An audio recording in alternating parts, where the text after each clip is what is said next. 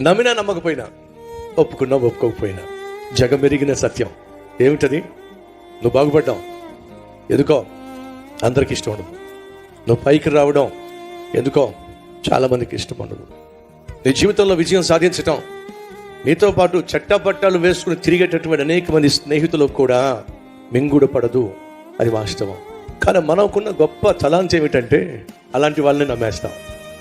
మన చుట్టూ ఉండి మన బాగును మన అభివృద్ధిని కళ్ళారా చూడాలి అన్నట్టుగా ఉండి లోపల మాత్రం వీడెప్పుడు పడిపోతాడా, ఎప్పుడు నష్టపోతాడా, ఎప్పుడు కష్టాలు పాలవుతాడా, ఎప్పుడు ఓడిపోతాడా అని చూసేవాళ్ళు చాలామంది ఉంటారు.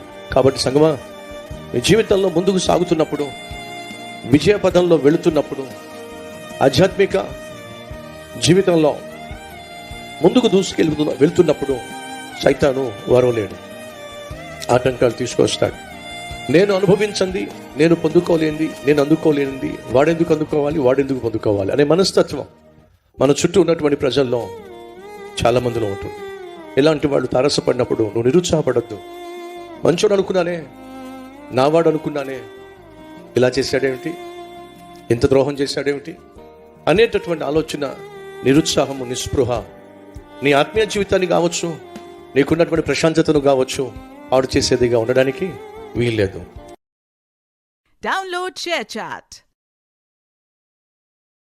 Download ShareChat.